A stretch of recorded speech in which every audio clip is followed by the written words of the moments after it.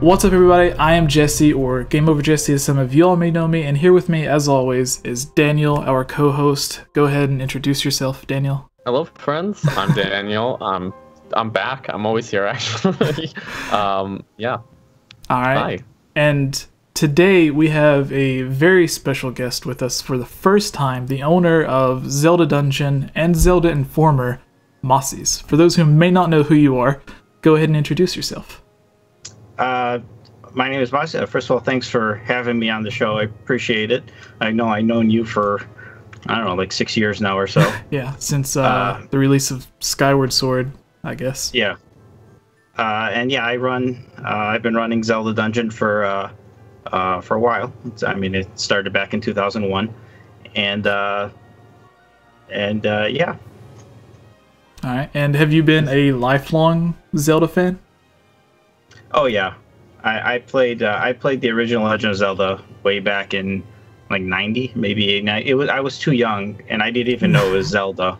It was just the gold cartridge. Yeah. So that's all I really remembered it, because I remember I played that, and then years later on the Super Nintendo, I got A Link to the Past, and then much later, several years later, I'm like, oh, there was a Zelda game on the NES, and I went back and played. I'm like, wait, I've played this before. So like I didn't even make that connection that was Zelda at first. But yeah, I actually had a similar situation to where I played Zelda 2, and until that point, the only Zelda game that I'd played was A Link to the Past. But Zelda 2 felt so different from A Link to the Past that it didn't feel like Zelda. So when I went back and played it, it was just so difficult at the time. And it wasn't until like I believe the collector's edition on GameCube came out that I really pushed through Zelda 2. So when you said that you played the first Zelda game, but it wasn't Zelda to you, you hadn't fallen in love with the franchise. So when did you start having your passion for the Zelda series? When did that come? Oh, definitely with A Link to the Past. It was my favorite game growing up. I was born in '86, so like the NES era I was born towards like the tail end, like when I started gaming. So I had a Nintendo, but the Super Nintendo's when I really started to like understand games. Like when you're 4, you can play games, but you don't really know what you're doing. So A Link to the Past, I just fell in love with it. I probably played it several dozen times when I was a kid, even more now, and that got me hooked, and then that carried over to Ocarina of Time, and then I went back and played Adventure of Link's Awakening, and then replayed Legend of Zelda, and I've since played pretty much all the games as they've come out since. Yeah, you also have the yearly Zelda marathon where you and a bunch of friends annually go through all of the Zelda games. Yeah, takes place right there. Yeah, so I imagine that gives you the opportunity to go back and play some of the Zelda games that you otherwise wouldn't necessarily be interested in. Yeah. In fact, like, so this was the first year in 2017. I didn't play Phantom Hourglass, but that was like my yearly tradition. I never really practiced it. We just marathon time playing Phantom Hourglass. That was always my game for whatever reason. Yeah. Is it ever hard to schedule those with so many people coming in, some of them flying in, I imagine it has to be a strict schedule of we have to beat this game within this amount of time or else it'll run on way too long? Right. Yeah, well, I would say the marathon has changed so much over the years, and like this past year, even the year before, it's gotten significantly more structured, where we almost never have just one person playing a game either. It's always multiple people playing the same game. So we have 2 people or 4 people playing simultaneously.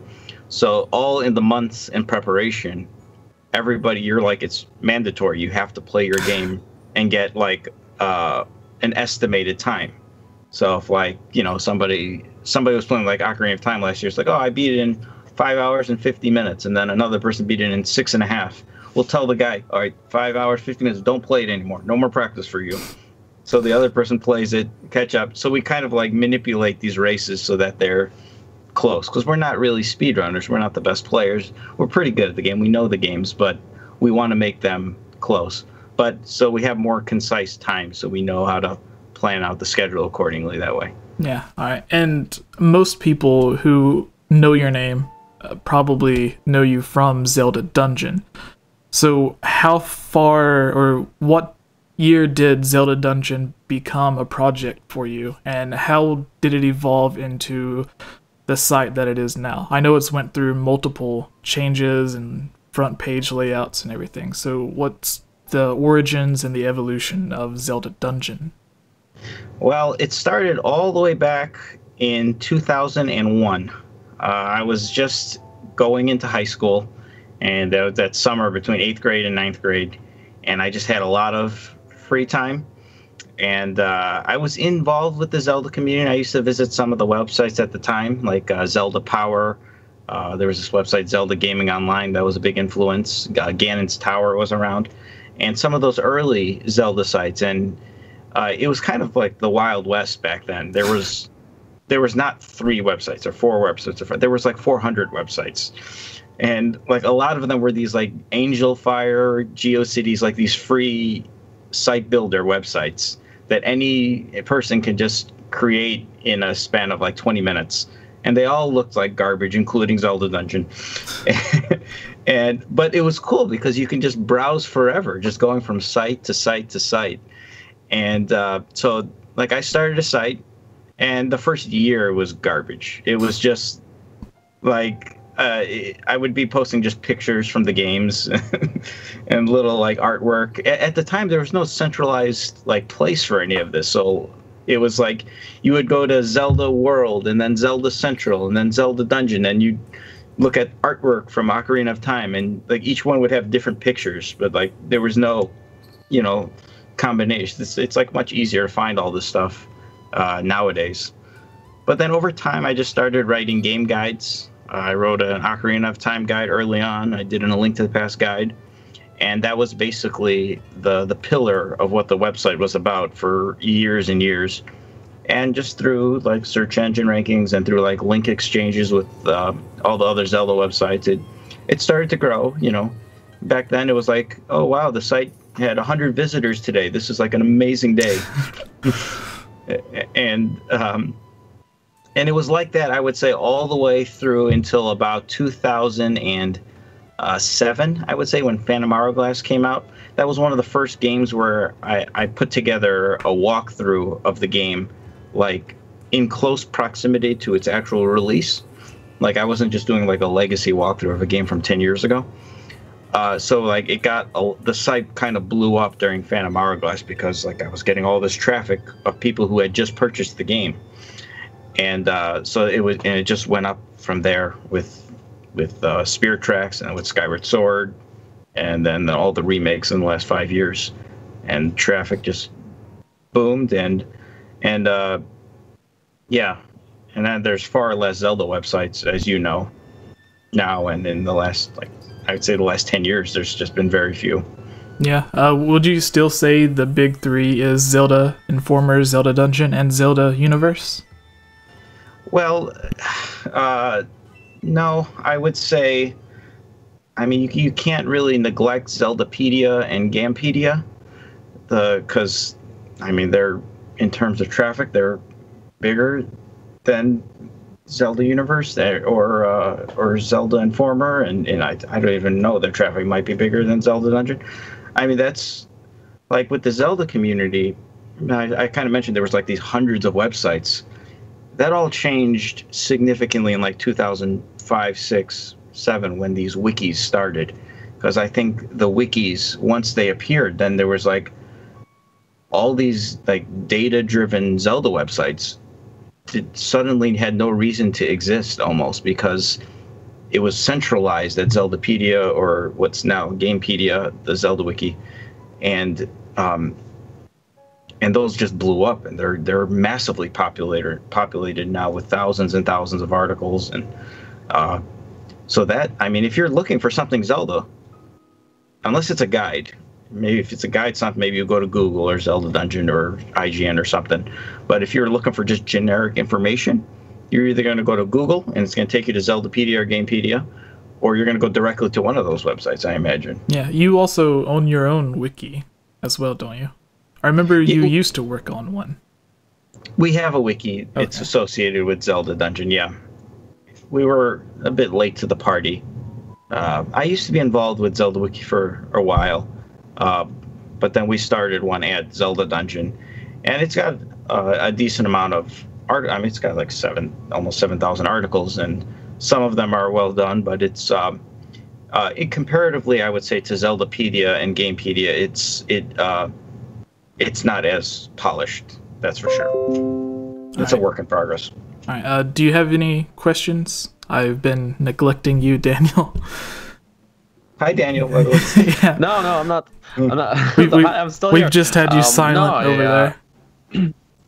I mean, all my questions, I think you pretty much answered in passing through through all your spiel. So I mean, like, yeah, I'm just along for the ride at this point. Right. I want to ask you this. I'm not sure if you brought this up before, but when did you get involved with the Zelda community? Were you involved before Zelda Informer when you joined the team? No, actually, I wasn't. I mean, for me, I was more of just on the fan side of things. So I was following. I would use Zelda Dungeon actually for a long time. Just, you know, if there was just one part I was like stuck on in a dungeon or something, I would just pop my phone open or something and put it on over, or at the time run to the computer if I could, you know, compete with my brothers over it. As a child, I went in the younger years, but I mean. It was only last year that I actually got onto like the staff side of things with Zelda Informer, and I only ended up staying for about 6 months because there were just there were other opportunities I wanted to follow, and mostly working with you, Jesse, just, you know, was sort of more of a flexible thing that we could work, and so really I'm pretty new to this compared to you, both of you guys, you know. Because I'm just the new kid on the block, I guess. Even though I've had my fingers dabbled in a little bit of everything, you know, it's all been in a really short amount of time, right? Yeah. Yeah. Well, you do, if I remember correctly, you do have one video on my channel, the Mario video, has officially reached over 1 million views. So you do have that accomplishment for editing that video. So that's awesome. Yeah. I still think some of my best video work I did while I was a Zelda Informer. We did the whole Dragon Break video. That thing was huge. Yeah. And I think also part of why it was so big was like we were riding on the tails of all these Breath of the Wild trailers. So that really helped like push me into the scene a bit more, I think. But, you know, now I'm a little all over the place. I'm going to be starting helping McIntyre a bit with some projects, and then I'm here, and, you know, it's... I keep saying I'm helping Nintendo Prime, but I haven't actually done anything in months, so I don't know if I can keep making that claim. You know, one thing, like you were talking about like the big three or whatever Zelda sites, and one of the reasons why it's not really a relevant statement anymore is because the Zelda community is no longer limited to websites. I mean, there's YouTubers that are significantly bigger than some of the biggest Zelda websites, I'd say.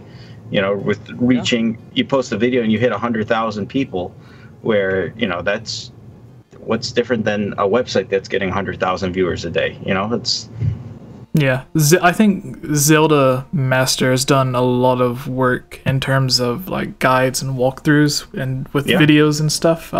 Especially, there was one... You did an excellent job with the Majora's Mask video walkthrough. It was very detailed with the editing and everything, so you could keep up with exactly which heart piece and everything while you watched the video. And then with the Skyward Sword walkthrough, I remember there was a lot of commentary that you would give, like you would talk about certain things and how they connected to past games. So as you watched the walkthrough or the guide, it was almost like a commentary on the history of Zelda up until that point. So I really liked that one as well. But that brings us to... Wait, what were you saying? Sorry? Yeah, you know, fun fact, Zelda Master actually worked at Zelda Dungeon for a very brief moment. Oh, no way. Yeah, he was. He, you know, this is one of those cases where this has happened a lot, by the way. There's a lot of different people where somebody he came on board like he was interested in producing videos, and I think he'd be the first to tell you his early stuff that is not even on YouTube. That's pre-YouTube. It needed work. It needed a lot of work, and I remember I didn't really work with him too much, but one of the guys helping me run this site at the time, this guy Caleb Simpson, who did the Majora's Mask guide and some of the other some of our better video guides he did. He was working side by side with Zelda Master for a long time and polishing up his videos. It eventually didn't work out, and he went on his own, and now he's through the roof. He's but even still, his earlier videos that he has on his YouTube channel, those need work. Like those you can see he's improved exponentially since he started with those. He's always had an awesome format, I think, with the structure, especially like his DS guides I liked. But I think his vocals and his presentation have been great in more recent times. Yeah, we had him on, which I've worked with him on theory videos and stuff in the past, but we had him on the podcast a while back, and we were talking about how you'll see people that do reaction videos or let's plays, and the example I always use, because I actually seen this once during a Twitch stream, it was someone would, let's say they're playing Ocarina of Time, and you collected your sword, shield, and you have to make your way to the Deku tree. The first real enemy I would say you come across is the Deku Babas that pop up out of the ground.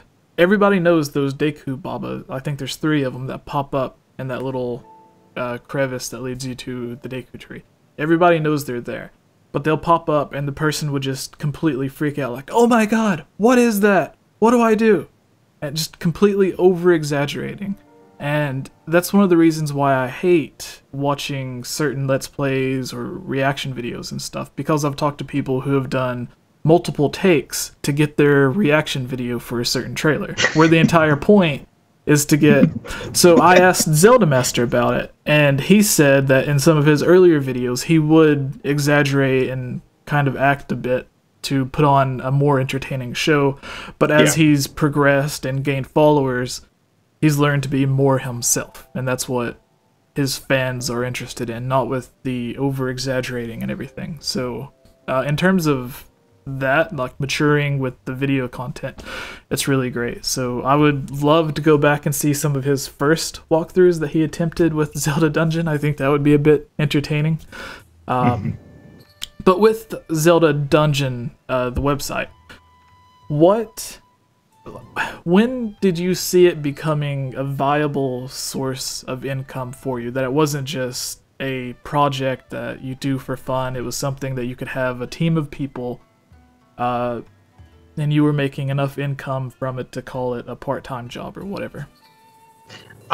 So for the first, I don't know, maybe 7 years of the website, income was zero, not a penny really.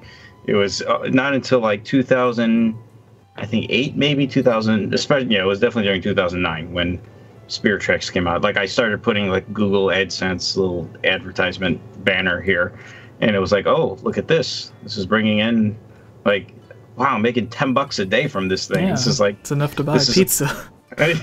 Yeah, but that's like a big deal when you're a 21-year-old or something, or 19 or whatever, how old I was at the time.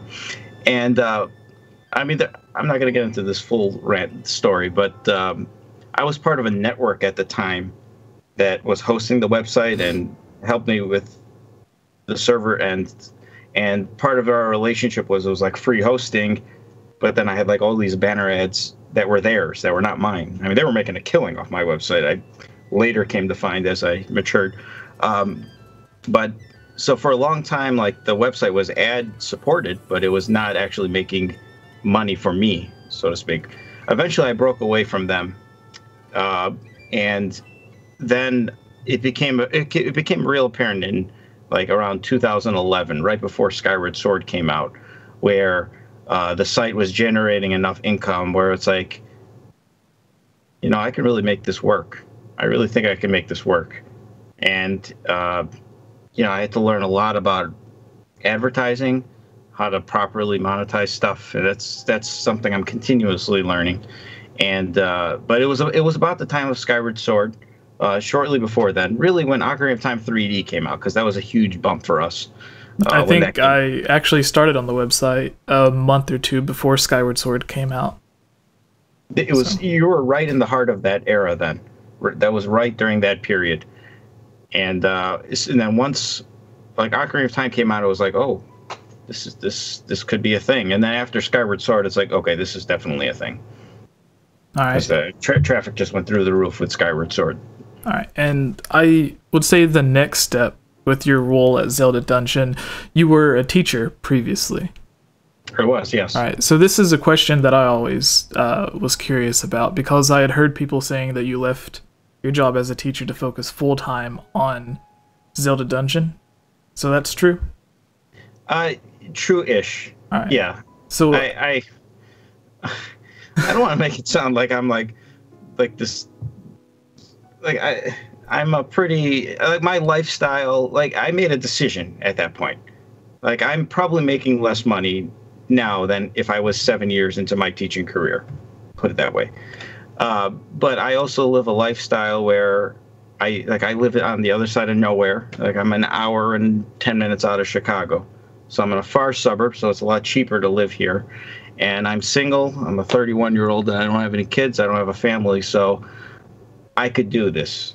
If I had a family and I had to, I'm not sure if this is a sustainable income, sustainable lifestyle. So I'm not exactly like, raking it in, if you know what I mean. Yeah, because that was something. Sorry, I didn't mean to interrupt. Yeah, it does enough to make for a person to live on, depending on your lifestyle, I should say. All right. So one of the things, or one of the reasons I was always curious about it, because I imagine you went to college for 4 years, 5 years?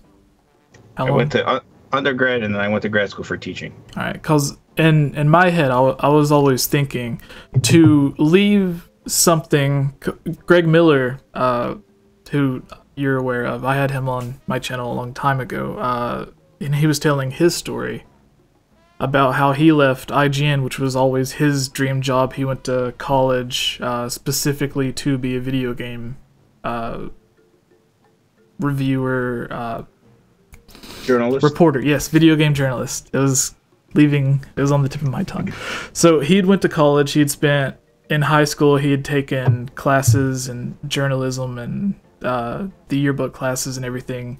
And then he went on to college. And then after he had his degree from Mizzou, which was at the time the #1 journalism school in America, he ended up working at his local newspaper with people who were fresh out of high school, making just as much as they would, because all of the websites that he would apply for would say, well, you have a degree, that's great, but you don't have any real-world experience. So create your portfolio, and then we'll take a look in 6 months or so.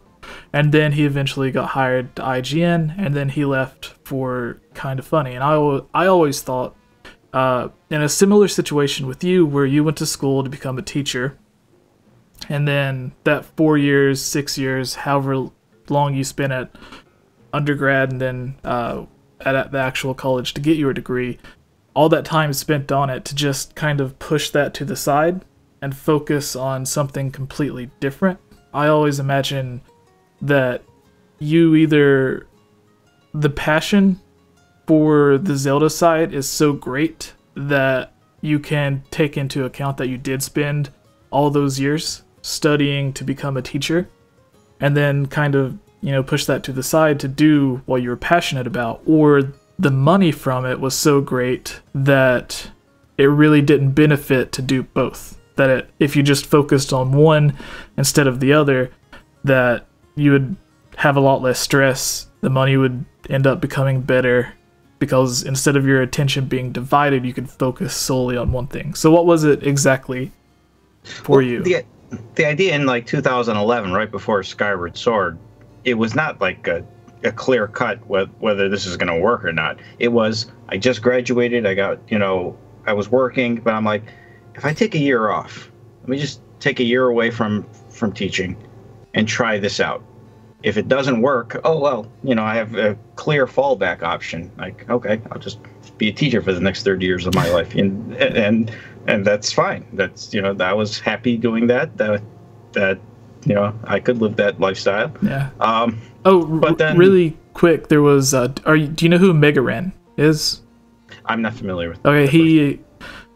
Similar situation. He was a teacher for a few years, and in class he would always like make raps with his students about video games, and he started posting them online. And he got an email from Capcom, and he thought it was like a cease and desist thing, like take this down, you're not allowed to do it. But they approved of it. Like, he had Capcom's full blessing, and then he started going on tour and everything. He left his job as a teacher, and now he's known as, like, the Mega Man rapper, or, like, Mega Ran is his stage name or whatever. And similar to you, like, he left his teaching job to pursue that. It worked out for him, and I'm assuming it's worked out for you as well. Yeah. So far. All right. Yeah. So, finish what you were saying. I just That wanted you to know... kind of shows the difference between Capcom and Nintendo. Oh, yeah. Yes. Yeah.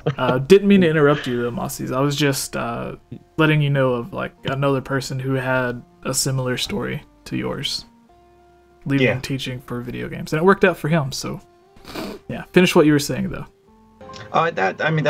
It worked out. So after a year, after Skyward Sword, there were a few really good months in there where I'm like, okay, this is gonna, and. Yeah, we'll leave it at that. All right. So at this point, you're working full time with Zelda Dungeon. You're trying to make it the best possible site that you can. Yeah, I do have a side job too, but it's not a full time job. Just some stuff I do on the side, some side work. All right, some seasonal work too. I remember you started Darksiders Dungeon and Pokemon Dungeon as well. I didn't start Pokemon Dungeon, so that spawned from there was a team. There were a group of guys on the forums that were interested in Pokemon, and they're like, it spawned from Zelda Dungeon's forums. They wanted to do a Pokemon thing, so they were like, we'll call it Pokemon Dungeon. They started a website, and they're like, oh yeah, Mossies, can we, jump on board? And I'm like, maybe. I really didn't have interest in it. I didn't really want to do the website. I didn't want to have any involvement with it. But then I'm like, all right. I'm like, if I'm gonna promote this and do it and make it part of a network and send traffic and link to it, I'm like, then we reached an agreement where it's like, okay, then I became part owner of the site, and it became part of the network. But I was very hands off. I never really did anything on the Pokemon side of things. And unfortunately, it kind of the people that started it lost interest over time, and it just went away. And that's okay. That's okay. At some time, wasn't Cody from Zelda Universe also writing articles for Pokemon Dungeon? Yeah. There was without getting into any details, there was a point in time where Cody came to me and he was looking for work, really. And I didn't really need him, or I guess, on Zelda Dungeon, but we talked about doing some Pokemon stuff. And he was running like the website almost like an editor-in-chief of sorts for about 6 months or so. It didn't really work out though, so we cut our deal and went our separate ways. All right. So how was it with you having Zelda Dungeon as one of your primary sources of income and having it be your passion project? And at the time, I would assume, going back to Zelda Informer and Zelda Universe, you were competing with them. But it also, they weren't just competition for you. There was a lot of times when, as you and Cody did, there were some collaborations. I remember Zelda Universe specifically did a 30 years of Zelda. Right, and I remember that. Zelda Dungeon and I think Zelda Informer both started sharing articles from there to kind of promote it. So there was some friendly rivalry between the sites. Would you say that? Yeah, I think it sort of goes through waves a little bit, and a lot of it has to do with the people involved.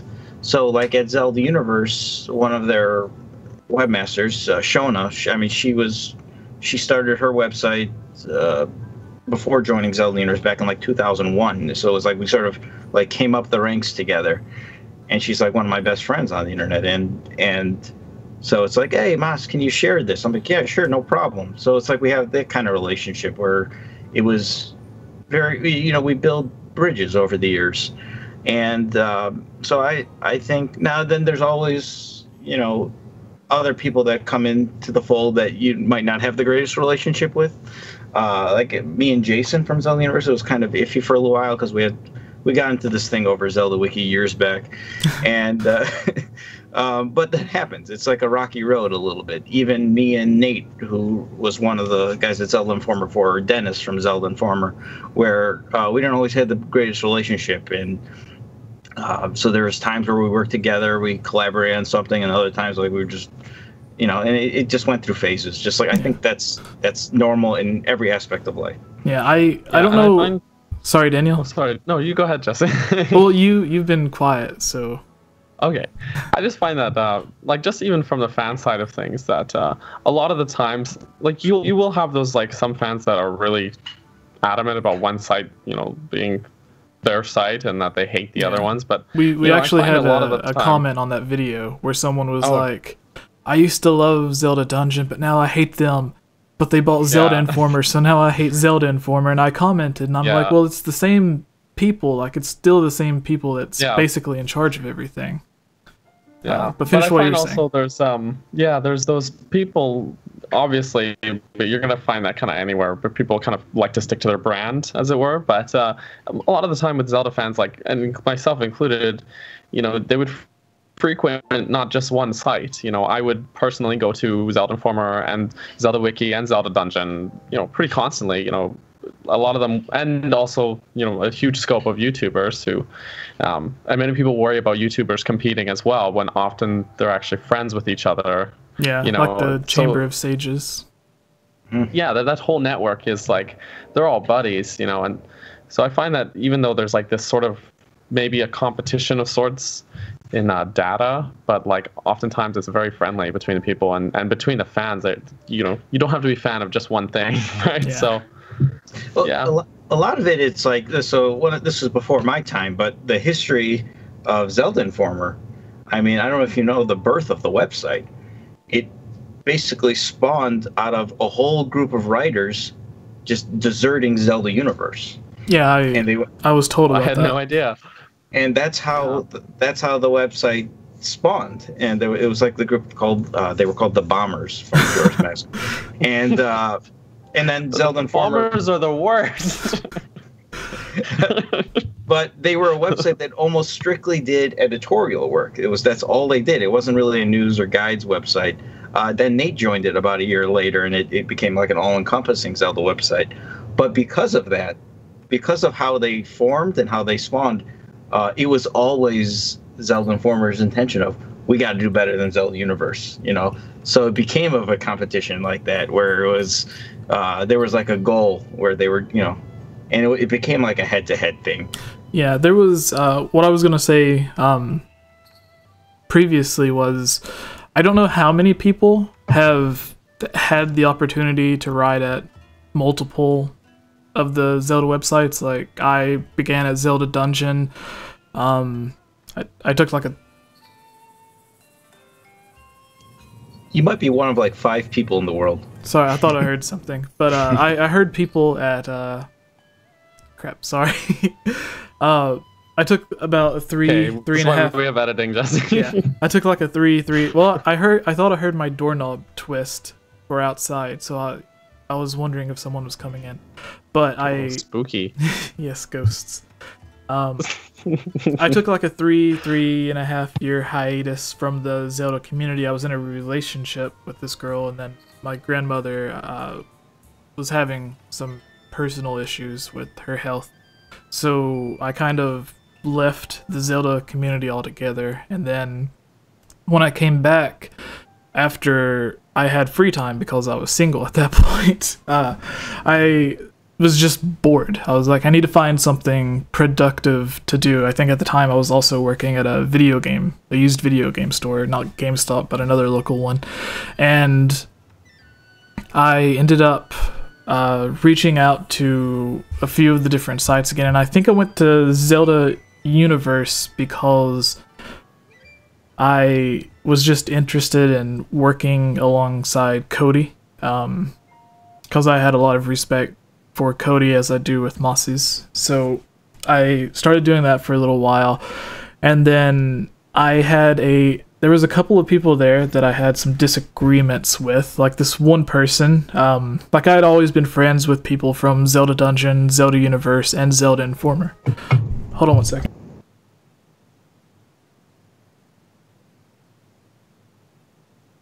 It was someone, my little brother. Sorry. So there was people that I was friends with at all three websites, but there was one person in particular that I'm not going to say his name. He's no longer at Zelda Universe, but he absolutely hated everyone at Zelda Informer with a passion. He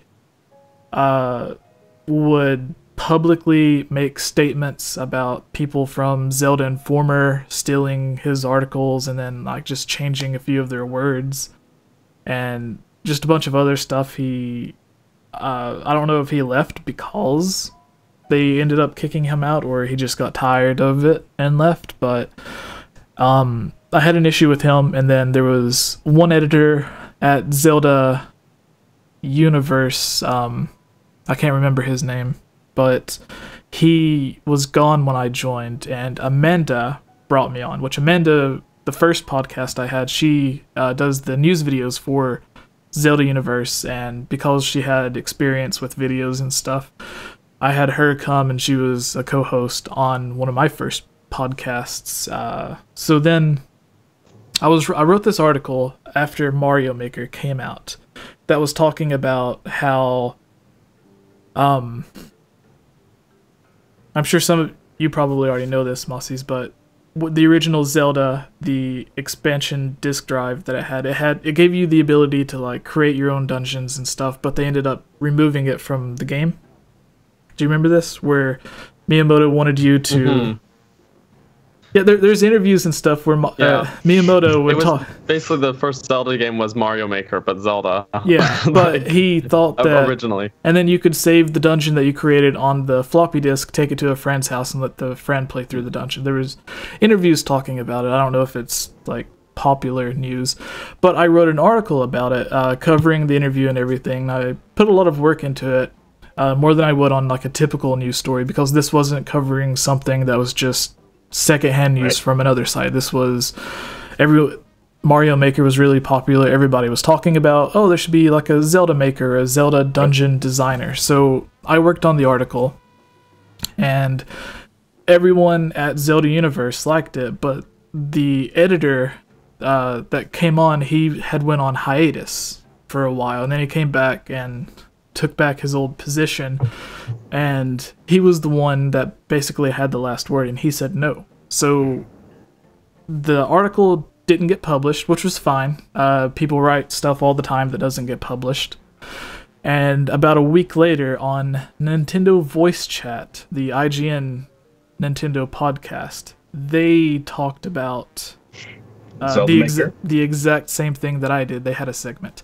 So Zelda Universe, he asked someone to write an article about that, or to write a news piece. And I was like, a week ago I had this article. You could have been ahead of everybody else and had something original that possibly other websites would have used you as the source. But now you're the secondhand news from the other people when you told me it wasn't good enough, but now you're like, he basically said nobody would be interested in it.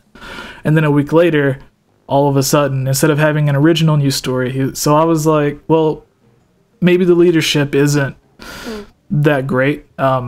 Which there's a few of the editors that, again, gave me the approval, but then he was the one that said no. So that was when I kind of left Zelda Universe and started full-time on my YouTube channel, which turned out great. I make enough to have it a full-time job. I pay Daniel a little bit every month, so it's worked out great for me. But so that was my introduction in the Zelda community, but I guess I kind of went off topic with the website. But the main point was the first person that I mentioned, he had a distasteful relationship where he was adamantly against a lot of the people from Zelda Dungeon and Zelda Informer. So where he would constantly, and when I say constant, it wasn't like he would occasionally say like, oh, this person, blah, blah, blah, don't like them. It was all the time he would be talking about it. Did you ever have any experience with that to where someone from another site would just be completely against something that you were doing, or just hate the website in general for almost no reason? Oh yeah, that happened all the time. There was like two phases of this. One was the forum communities, which I kind of view, like, especially now or even in the last few years, have kind of become their own separate entities almost.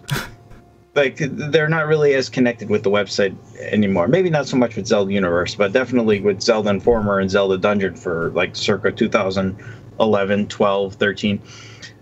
Where like there'd be theorists saying, oh, like those theorists, they don't know what the hell they're talking about. Like, you know, and there'd be like these theory wars between websites. And there was like a period of time where one website would like try to go and like pluck the best theorists from other websites and like try to. So there was like stuff like that. But that was, and when I look back at that now, I think it's silly almost. Right. But there, like on the surface though, there was. I remember when I first came on board at Zelda Informer, I mean, there were people that were like, they thought I was the devil incarnate. And that was the next thing that I was actually going to get to was, since you're already talking about it, when did it become an option for you or a thought to basically just purchase your competitor? It didn't actually happen. It kind of... Here, I'll give you the story. The videos on this channel are funded by supporters on Patreon like you. If you're a fan of this channel and would like to join on videos, receive shoutouts, watch videos early, have your questions answered, or have your topic discussed on our podcast, please consider supporting on Patreon for these and many other rewards for just $1. Shoutouts for this video includes Link Use the Triforce, Rusty Caulfield, Lovable Christie, Give Time 15, Shadow to Us, Robbie Morgan, and Lunarium. I want to thank all of you for everything you have done to help support this channel.